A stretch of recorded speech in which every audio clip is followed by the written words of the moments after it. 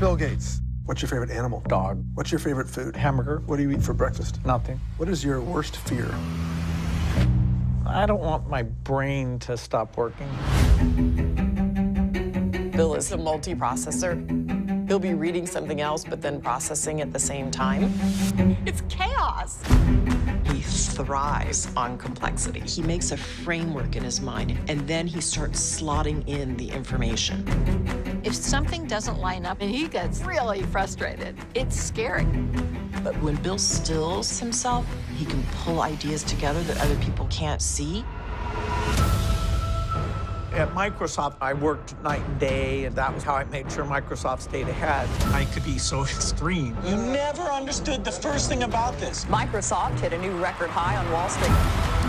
Rivals paint a dark picture. He'll do whatever he can to capture more of the market. Our mother wanted him to focus on community and family. I gave my mom a hard time not following what she wanted. You don't raise a family hyper-focused in your head. Each one of us has to start out with developing his or her own definition of success. I had the wrong way of looking at things. In life, you have to decide what's important in the world. I will look at energy, climate change, and disease eradication. It's important that we start deploying solutions unnaturally fast. We are running out of time here. He tends to look at problems from unusual angles. There hasn't been innovation in nuclear energy for 25 years. What are the odds of getting the job done?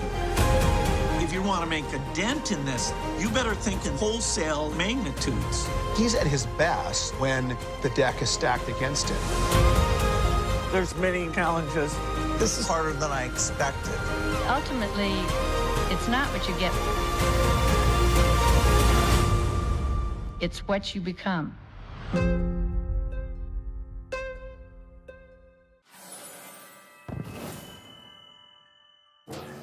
Ce que vous venez de voir est la bande-annonce d'un documentaire, on peut le dire, assez élogieux sur Bill Gates, présenté comme l'un des plus grands philanthropes du monde.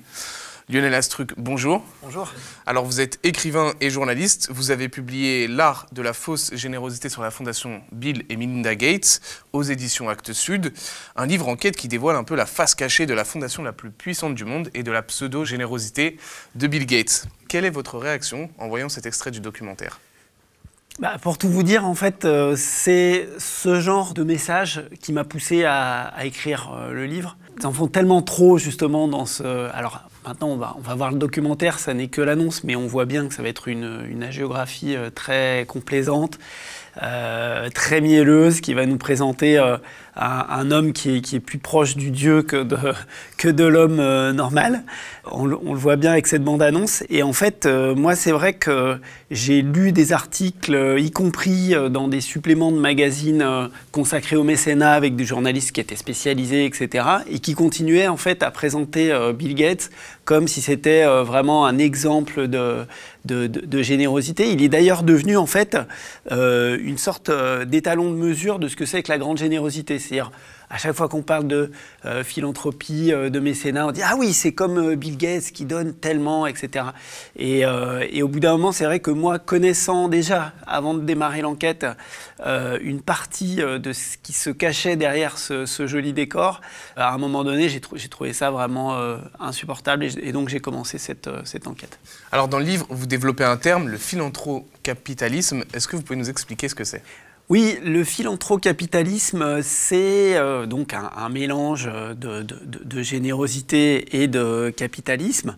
Et l'idée, en fait, des tenants de ce mouvement, qui sont tous de très très grandes fortunes, c'est qu'en fait, ils vont pouvoir, à travers la générosité, faire des affaires.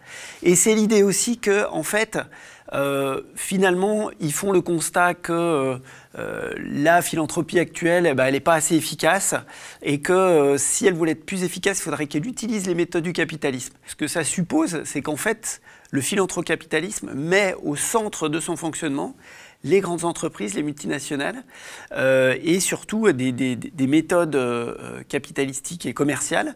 Et donc, si la philanthropie vient alimenter le commerce qui les rend riches, eux, ça ne pose aucun problème. Il n'y a donc pas de remise en question de la justice sociale. Il n'y a pas de remise en question du système. En fait, ce qui est dingue, c'est que l'argent de la fondation provient d'investissements auprès de grandes entreprises, des grandes entreprises qui contribuent justement à la pauvreté dans le monde. Ça, est-ce que vous pouvez nous expliquer? Le financement de la fondation Bill et Melinda Gates, c'est vrai que ce qu'on voit de l'extérieur, c'est on a l'impression qu'il y a des dons très importants qui sont faits. Bon, en tant que journaliste, on doit en fait simplement, je crois, analyser les faits. Et les faits, c'est que entre 2011 et 2019, eh bien, la fortune de Bill Gates, elle est passée de 56 milliards à 96 milliards d'euros. Donc elle a augmenté de 40 milliards d'euros en 8 ans. Donc on ne peut pas dire qu'il est en train vraiment de se dépouiller au profit des pauvres. Alors comment il fait pour à la fois accroître sa fortune dans de telles proportions qui sont vraiment astronomiques et en même temps faire croire qu'il est généreux dans le monde entier, que c'est l'homme le plus généreux? En fait, c'est un système de placement, effectivement, comme vous l'avez dit. Et ces placements, ils sont faits via ce qu'on appelle un trust, c'est-à-dire un fonds d'investissement. Donc, à la fondation est adossé un fonds d'investissement. Et ce fonds d'investissement place de l'argent. Et ce ne sont que les dividendes de ces placements qui vont ensuite alimenter la fondation. C'est ça qu'il faut bien comprendre. Alors, ça, à la limite, je dirais, ça pose pas de problème si les investissements sont vraiment irréprochables. Ou alors si les investissements eux-mêmes contribuent à ce qu'on appelle l'économie sociale et solidaire. Mais là, où investit le trust de la fondation Bill et Melinda Gates? Il investit dans l'armement, et notamment un fleuron de l'armement britannique qui s'appelle BAE Systems, beaucoup dans les énergies fossiles. Il faut savoir que ce fonds investit dans 35 des 200 sociétés les plus émettrices de gaz à effet de serre. Bon, les laboratoires pharmaceutiques, les OGM, Monsanto bien sûr, et la malbouffe avec Coca-Cola, McDo, etc. Est-ce que vraiment investir dans ces sociétés-là, les encourager, leur donner les moyens de se développer, je pense par exemple aux énergies fossiles, est-ce que c'est vraiment un acte de philanthropie? Est-ce que vraiment on va arriver à se sortir d'affaire avec ce genre de comportement? C'est pas sûr. La Fondation Gates couvre des domaines très vastes, tels que la santé, l'éducation et l'agriculture. Mais alors, sous couvert de philanthropie, c'est ce que vous révélez dans le livre, en fait, sa fondation, elle aide surtout des grands groupes à conquérir des marchés comme Coca-Cola, par exemple. Oui, c'est ça qui est vraiment... plus on s'enfonce dans cette affaire, plus on va loin, en fait, dans les vérifications, l'observation, l'analyse de ce grand mécano qui a plusieurs étages, on comprend maintenant, plus on s'aperçoit que décidément, tout est effectivement dédié aux grandes entreprises, aux multinationales.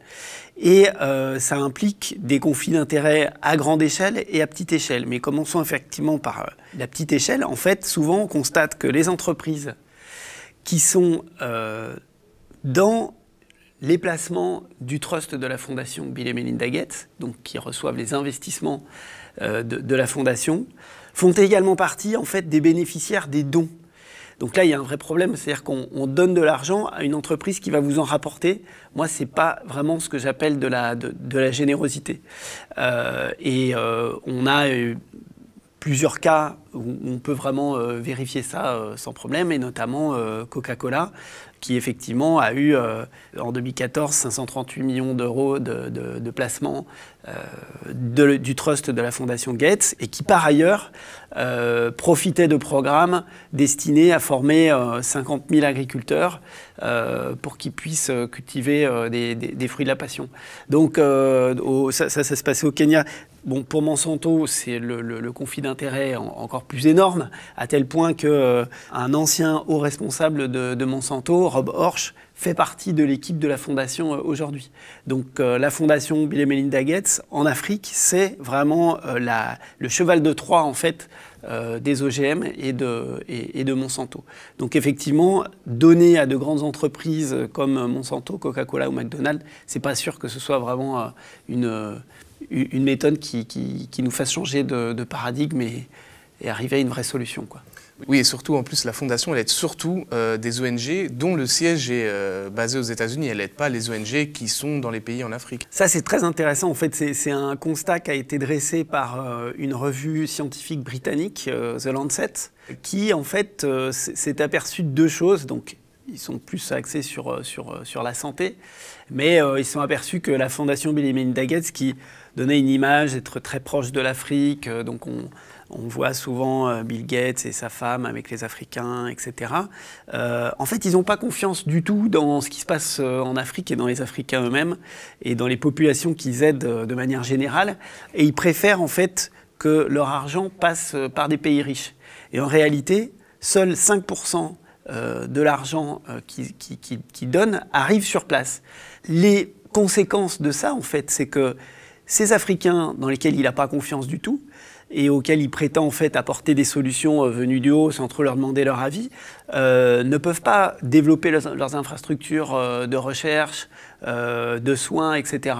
Et ils sont en fait obligés d'accepter les missions qui viennent soit de grandes agences de l'ONU, soit effectivement de grosses ONG, quoi. Ce qui est encore plus pernicieux, j'allais dire, c'est que là où ça rejoint les conflits d'intérêts, c'est qu'on s'aperçoit aussi que lorsque, et ça c'est encore le Lancet, donc cette revue scientifique qui le dit, lorsque la Fondation Bill et Melinda Gates choisit des programmes à financer, elle préfère financer des programmes qui vont susciter la création de marchés plutôt que d'autres qui vont autonomiser en fait les gens qui ont des problèmes. Et en l'occurrence, on le voit à chaque fois qu'il y a deux solutions, à savoir un remède naturel fabriqué localement par les populations locales et un vaccin qui va être vendu par un grand laboratoire venu de l'extérieur et d'un pays riche en l'occurrence, et ben la Fondation Gates en fait choisit les maladies qui font appel à l'ouverture de marché, à la création de vaccins. Oui, ça on peut être plus précis. Est-ce que juste vous pouvez nous expliquer, c'est qu'en fait c'est contre le paludisme Oui, alors le cas s'est effectivement présenté avec le paludisme, précisément, où effectivement il y a une méthode dont il a été prouvé qu'elle fonctionne, qui est l'artémisia, qui est une plante qui se boit en tisane et qui donc peut être cultivée en fait par les agriculteurs, les petits agriculteurs locaux. Et si c'est bien administré, si c'est bien pris, ça marche vraiment bien, quoi. Et donc maintenant on a des sujets de thèse, des études qui viennent affirmer, valider ce soin. Et puis on a un vaccin, le Mosquirix, produit par GSK. Et c'est vrai que la Fondation Bill et Melinda Gates, en fait, a utilisé son influence auprès de l'OMS, influence qui est décisive, pour faire en sorte que ce soit plutôt les vaccins qui soient préférés, voire pour que l'artémisia soit interdite. Alors, il faut le dire aussi, Bill Gates, il a une idée en tête, c'est le salut du monde viendra par la technologie. Petit à petit, en démontant en fait ce grand mécano, j'en suis venu à m'intéresser de plus en plus en fait à la psychologie de Bill Gates, parce que en fait, je le crois sincère dans sa démarche.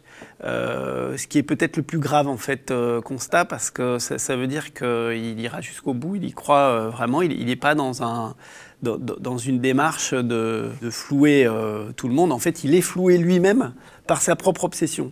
Et effectivement, son obsession, c'est la technologie. Et quand je dis que j'ai essayé de me mettre à sa place et de comprendre sa psychologie, en fait, il faut comprendre que c'est quelqu'un qui a réussi à devenir le maître du monde, si j'ose dire, grâce à la technologie. C'est-à-dire que ce moment où il s'est accaparé un savoir informatique qui en réalité était un patrimoine commun à l'époque, et que lui, dont il s'est emparé, il a rendu quelque chose de gratuit, payant à ce moment-là. Et il a eu aussi cette intuition et cette capacité de travail assez incroyable qui ont fait qu'il est passé devant tout le monde et qu'il a construit des monopoles autour de l'informatique. C'est ça qui a fait de lui ce qu'il est aujourd'hui. Et donc pour lui, la technologie, c'est quelque chose d'indépassable. C'est pour ça qu'il aime les vaccins, c'est pour ça qu'il aime les téléphones, l'informatique. Et pour lui, en fait, la solution, elle est là. Or, comme disait Albert Einstein, on ne peut pas utiliser pour sortir d'un problème les mêmes modes de pensée qui ont servi à créer ce problème. Et lui, c'est précisément ce qu'il est en train de faire, et c'est ça qui est vraiment dangereux, quoi. C'est-à-dire que c'est avec quelqu'un comme ça, qui est reconnu par la population très largement comme étant vraiment un exemple de générosité, un génie, comme on l'a vu dans la bande-annonce tout à l'heure. C'est vraiment avec ce genre de personnes qu'on peut être poussé à l'effondrement et de manière accélérée, quoi. Oui, parce que vous l'avez dit, hein, la plupart des financements qui sont faits par la Fondation en Afrique, c'est à but commercial. Il a notamment décidé d'importer l'idée de brevet. Il essaye d'imposer aux États l'idée qu'il faut breveter chaque nouvelle chose qu'importe la Fondation. En fait, il a une stratégie en Afrique qui est double et qui a pour objectif d'imposer les semences commerciales, les semences brevetées, les OGM. Et cette technique, en fait, elle consiste à dire de manière très hypocrite qu'il n'y a aucun problème, les semences libres et paysannes, qu'elles se développent, qu'elles continuent, mais nous, à côté, on va développer des semences commerciales. En réalité, il fait un lobbying très intense auprès des gouvernements africains, et plus ces semences commerciales sont acceptées, en fait, dans ces pays d'Afrique, plus la réglementation devient dure, et plus les semences libres, en fait, sont marginalisées. C'est-à-dire que plus vous avez de semences commerciales, plus les semences paysannes sont difficiles à faire accepter d'un point de vue réglementaire. C'est-à-dire qu'en fait, il essaye d'écraser avec une arme juridique les semences libres. Et la deuxième stratégie qu'il emploie en Afrique, et on l'a vu notamment au Malawi, c'est que sa fondation, prétendant aider en fait les petits distributeurs de graines, va en fait les former à la vente de graines commerciales et faire augmenter la proportion de graines, et notamment Monsanto, vendues dans ces endroits-là. Et ça, on le voit, je vais dire chiffre à l'appui, il fait augmenter le chiffre d'affaires de Monsanto dans ces pays-là, quoi. Alors vous dites aussi que ce qui fait qu'il est autant acclamé par les médias, c'est la mainmise qu'il peut avoir sur eux à travers l'argent implanté aussi dans les médias. Moi, ce qui m'a vraiment surpris au début de cette enquête, c'est de voir le peu d'esprit critique qui était développé à l'encontre de Bill Gates. Ceux qui vont lire ce livre, s'ils voient ensuite le documentaire, encore une fois sous réserve de voir le reste, mais la bande-annonce laisse assez peu de doute, verront quand même qu'il y a un tel abysse entre cette image policée qui nous a été envoyée partout à travers le monde et la réalité. Moi, c'est vraiment ça qui m'a fait réagir. effectivement, je me suis posé la question de savoir, mais comment est-ce qu'il est parvenu ? Il y a quand même un moment qui est vraiment très surprenant. C'est-à-dire qu'à la fin des années 90, en 98, il a été attaqué par le gouvernement américain.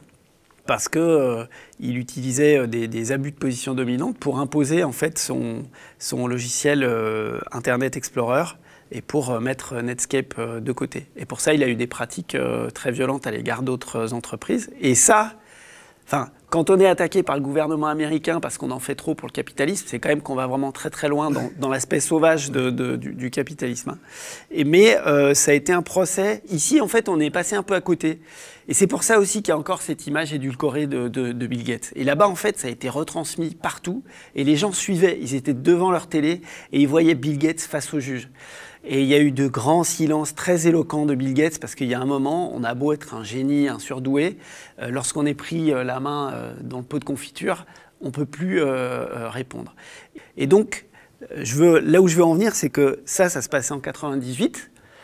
Donc, Bill Gates avait cette image en fait de prédateur économique qu'il était et qu'il est toujours. Et en 2000, il devient l'homme le plus généreux du monde. Et il fait la couverture de grands magazines américains, etc. On dit « Waouh, c'est incroyable, il va donner toute sa fortune ». Donc on a vu que ce n'était pas vrai déjà au début de cette interview. Et donc moi, ce qui m'a vraiment interpellé, c'est comment c'est possible de faire un inversement d'image à ce point-là et de le faire aussi vite.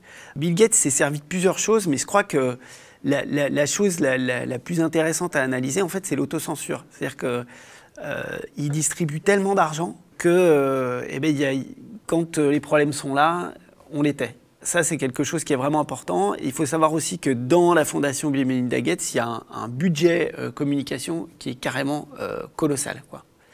Est-ce qu'aujourd'hui, on peut dire que la Fondation est aussi puissante qu'un pays, par exemple?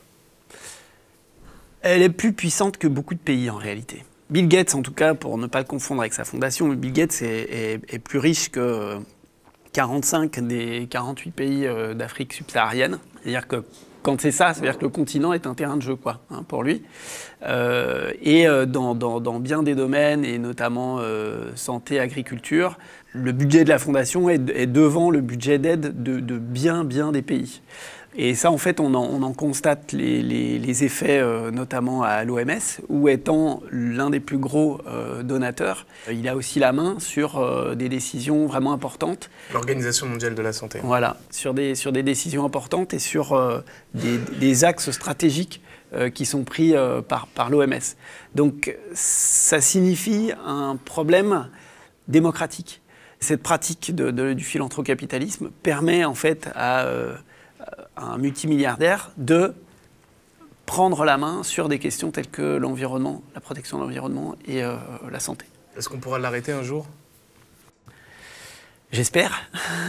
J'espère, mais je pense qu'il profite d'une sorte de vide juridique. C'est-à-dire que quand vous avez une fondation, il y a beaucoup de choses qui sont possibles, qui ne le seraient pas si le budget était soumis à d'autres institutions et davantage en tout cas aux citoyens. Donc c'est vraiment à nous, en tout cas, de nous protéger de lui, quoi. Merci Lionel Astruc. Je rappelle donc votre livre « L'art de la fausse générosité » sur la Fondation Bill et Melinda Gates. Merci. Au revoir.